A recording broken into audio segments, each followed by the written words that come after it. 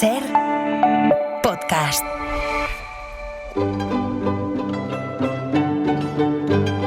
En La Ventana acontece, que no es poco, un relato personal de la historia, con Nieves con Costrina, Cadena Ser.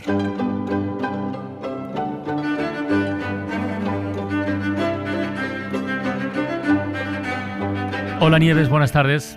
Hola Carlas, Hola. ¿qué tal? Mira, quiero recordar que la palabra genocidio está tristemente de actualidad. Andamos enfrascados en si lo que hace Israel con los palestinos en Gaza lo es o no. Pero como nos dijo el otro día un cardiólogo que nació en Gaza, pero que hace años que no puede volver a su tierra, poco les importa a los palestinos, como le llamemos, es lo que es y lo que parece. Así que ahora, ya que aquí nos dedicamos, en Acontece que no es poco, nos dedicamos a repasar episodios históricos, vamos a echar mano de otro caso que cumple todos los requisitos del concepto de genocidio, que es no dejar, el básico, no dejar ni una persona viva de un grupo humano determinado. Y esto es lo que ocurrió muy lejos de aquí, en la Patagonia, con los Selknam. No sé si lo he dicho bien, los Selknam. Difícil de pronunciar, sí. Selknam. Selknam. Selknam, sí, es difícil. Hoy la cosa viene dura. No tanto como la de ayer, pero viene dura.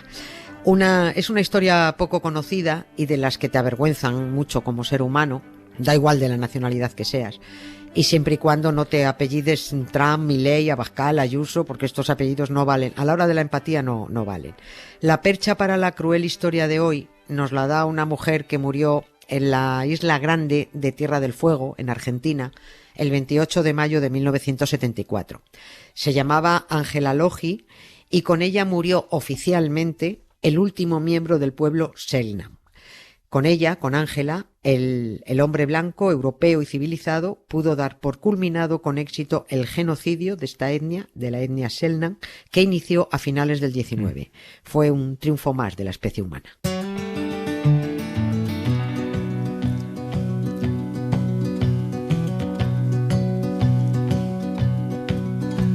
Partimos temprano, un mundo desconocido.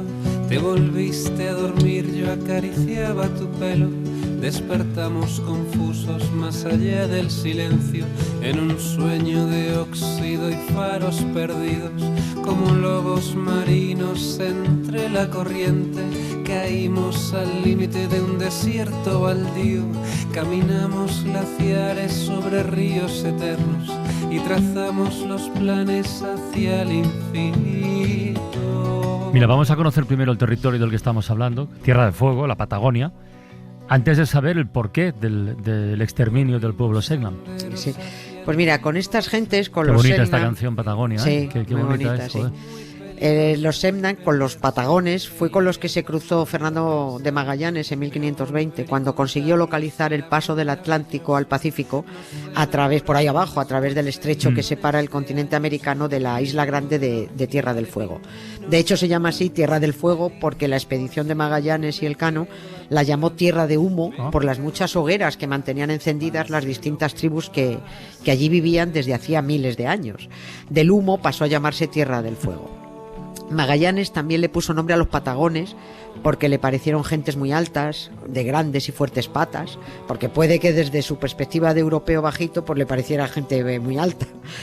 Les resultaron tan extraños a los navegantes que invitaron con engaños a dos patagones a subir a uno de los barcos, les pusieron unos grilletes en los pies y los secuestraron para llevarlos como souvenir a España cuando culminara aquella expedición a las Islas de las Especias. Pero ya sabemos lo que ocurrió, que al final Elcano se apuntó la primera vuelta al mundo, pero de los 5 barcos y los 250 hombres, bueno, pues solo regresó una nave y un puñado de marineros. Y entre esos marineros no consta, ¿no?, que estuvieran los dos patagones. O sea, que los secuestraron para nada, vamos. Para nada. No se sabe dónde murieron, al menos yo no lo he encontrado, ni qué fue de ellos, pues ya después de todos los que murieron y el desastre que fue aquello, como para preocuparse de dos pobres patagones. Pero lo que sí sabemos, y así se considera, es que ese fue el primer acto documentado de violencia del hombre europeo contra los nativos del extremo sur de América. Aquello quedó en un incidente aislado, porque por fortuna para los patagones nadie mostró mayor interés en los siguientes siglos por aquellas tierras donde hace un frío que pela, un terreno árido, agreste, con vientos que te ponen la cabeza del revés, y en donde vivían pacíficamente 5 o 6 pueblos indígenas distintos, cada uno con su lengua, con sus costumbres, con sus magias. La desgracia, sin embargo, les llegó en la segunda mitad del siglo XIX, cuando Argentina y Chile empezaron a disputarse la frontera por ahí abajo. Ya sabemos que ahora los dos países se juntan justo ahí, en el pico ese, se juntan abajo, pero entonces estaban intentando tomar posiciones, instalando a colonos para ocupar territorio y escriturarlo a nombre de unos o de otros. Por supuesto, nadie contó con que en esas tierras ya había nativos que vivían allí desde hace 9.000 años, que no tenían el concepto de propiedad privada, aunque respetaban los territorios que ocupaban los otros pueblos. Y allí, a la isla grande de Tierra del Fuego, empezaron a llegar colonos con las malas intenciones que suelen llevar los terratenientes. Porque ¿qué había en Tierra del Fuego que pudiera interesar más allá de la posesión del territorio? Bueno, allí había oro, había algo de oro, había algo de plata, pero sobre todo había unas interesantísimas y extensas llanuras para el ganado. Y que aunque habitadas por esa zona habitadas por los Selknam, a los colonizadores les importaba un pito porque los nativos no estaban mejor considerados que animales y por tanto la tierra que habitaban para ellos era tierra de nadie. Esta tierra está libre. Ahí comenzó el hostigamiento, la esclavización y enseguida se pasó al exterminio. Algunos Selknam acabaron muriendo en Europa en aquellos finales del siglo XIX, porque fue esto, alguna vez lo hemos contado, fue cuando se puso de moda en capitales civilizadas como París, Londres, Bruselas, Madrid, exhibir a miembros de pueblos indígenas, ¿no? Eran zoos humanos, ¿no? Exactamente, claro, eran zoos humanos. Familias enteras fueron capturadas para ser exhibidas en Europa con el atractivo de que eran auténticos caníbales, ponían en los carteles. Que no lo eran. Que bueno, para ser caníbales. Esta gente no había pasado, los Selknam en concreto no habían pasado de comer foca o ballena, y sobre todo comían guanaco. Es un bicho muy parecido a la alpaca o a la llama, de esas que te escupen. Sí. Exacto. Los guanacos era el principal sustento de los Selknam. Oye, y lo que es propiamente el genocidio, ¿cómo empieza? Pues antes de que Argentina y Chile acordaran sus fronteras, antes, 4 colonos de esos considerados emprendedores, mientras no se rasque lo que hay debajo, se pusieron de acuerdo y se repartieron toda la zona de la Patagonia, y sobre todo Tierra del Fuego, para empezar a explotarla según los intereses de cada uno.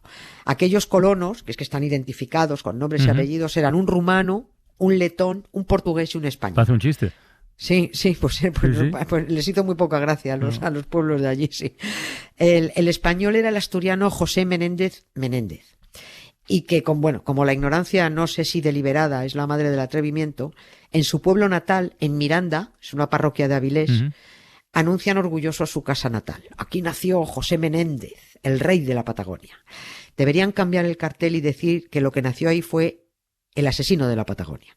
O como lo describió el escritor y periodista argentino Osvaldo Bayer, tipo muy famoso en Argentina, Osvaldo Bayer dijo de Menéndez: es un ser egoísta, brutal, sin escrúpulos, con insaciables ansias de riqueza, sin importarle lo que iba aplastando a su paso. Ese era José Menéndez. No está mal el retrato, ¿eh? Oye, este periodista que has nombrado, Osvaldo Bayer, este es el que... El monumento a este periodista es el que ha ordenado destruir Javier Milei hace pocas semanas. Sí, que hay mucha bronca en Argentina con este tema, por cierto.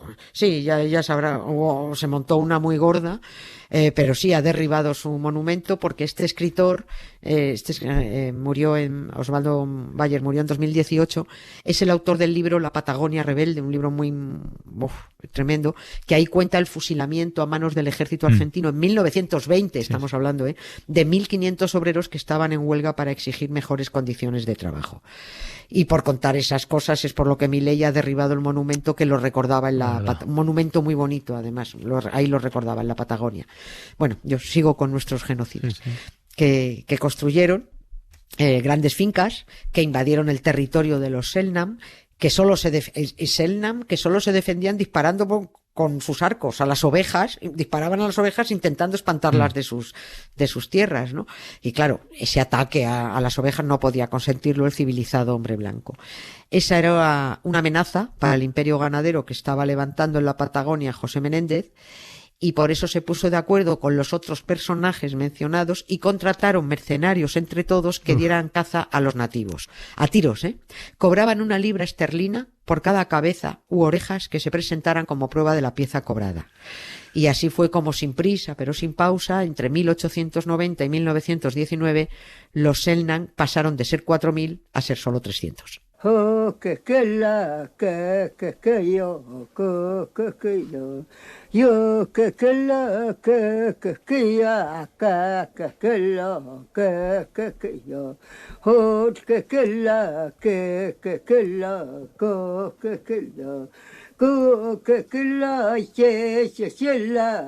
Esto que escuchamos, por cierto, tiene el valor de ser un documento sonoro histórico de algo que ya no existe. Porque esta que escuchamos se llamaba Lola Kiepia y la podemos escuchar porque en los años 60 una etnóloga francesa registró los cantos de esta mujer Selknam, en un magnetofón para conservar, pues eso, los cánticos tradicionales de esta etnia, de estos nativos, ¿no? Y esto es lo que nos queda, ¿eh? Esto es lo que nos queda. Sí, sí.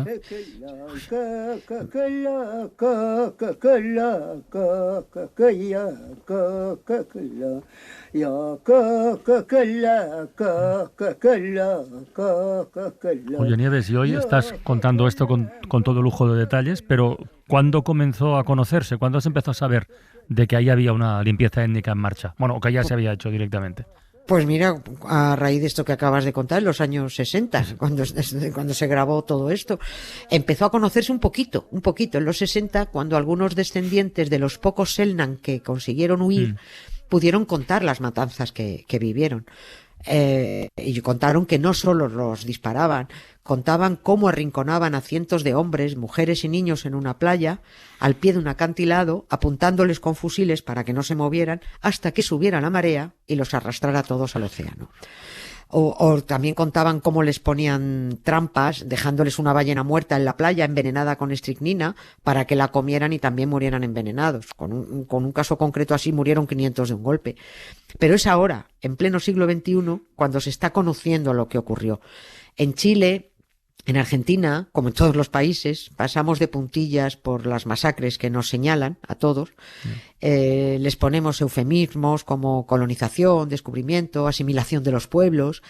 Ni en Chile ni en Argentina les cuentan en el cole cómo se exterminaron los pueblos originarios de la Patagonia. Los tehuelches, los cahuésga, los Selknam, los yaganes. Fueron miles de seres humanos que habitaban el Cono Sur. Bueno, la teoría más extendida o más difundida o el argumento que más a menudo se utiliza es que habitualmente morían por enfermedades ante las cuales no tenían defensas, ¿no? Sí, sí, muchos era por eso, es verdad, pero también de los disparos en la cabeza, también. Quienes quieran conocer bien esta historia, que busquen la película chilena Los Colonos, de Felipe Gálvez y Antonia Girardi. Se ha estrenado hace relativamente poco, hace nada en España. Es impactante, es un pedazo de película. Un pedazo que recibió en Cannes en 2023 el premio de la crítica internacional. Sí, esto es casi como una palma de oro porque fue la crítica la que dio ese premio. En la peli sale el asturiano José Menéndez y un escocés llamado McLennan, que es uno de los jefes mercenarios que fueron contratados, que llegó a decir que exterminar a los Selknam fue una misión humanitaria porque nunca se habrían adaptado a convivir con los civilizados blancos. Entonces, que lo que había que hacer era cargárselos. Vean la película y conocerán de lo que somos capaces, si quieren. Aunque bueno, también poniendo el telediario de ayer o de hoy, viendo a los asesinos de Israel, a los que no sé ya ni cómo calificarlos, pues también podemos comprobar lo que somos. Porque es que hay que verlo, porque es muy fácil luego borrar la memoria y quedarnos con que en tal pueblo, de tal sitio, nació un gran empresario ganadero que en realidad solo fue un asesino de hombres y mujeres y niños que le estorbaban para que pastaran sus ovejas en la Tierra del Fuego. Que al menos cuando algún turista pase por la casa natal del tal Menéndez, en Miranda, en Asturias, sepa que ahí nació un criminal, más que un exitoso ganadero indiano. Que el mundo fue y será una porquería, ya lo sé. En el 506 y en el 2000 también, que siempre ha habido chorros, maquiavelas y estafas, contentas y amargas, valores y doblez, pero que el siglo XX es un despliegue de maldad insolente, ya no hay quien lo niegue. Hay que actualizar con el siglo XXI también, ¿eh? para Sí. darle continuidad Vamos a peor. a la letra Vamos de la a peor. canción. Joder, ¿cómo vamos? Nieves, mañana más, ¿eh? Venga, Venga, gracias. ánimo, un Muchas abrazo, gracias, adiós. Carla. Chao. Resulta que es lo mismo ser derecha que traidor. Para no perderte ningún episodio, síguenos en la aplicación o la web de la SER, Podium Podcast o tu plataforma de audio favorita.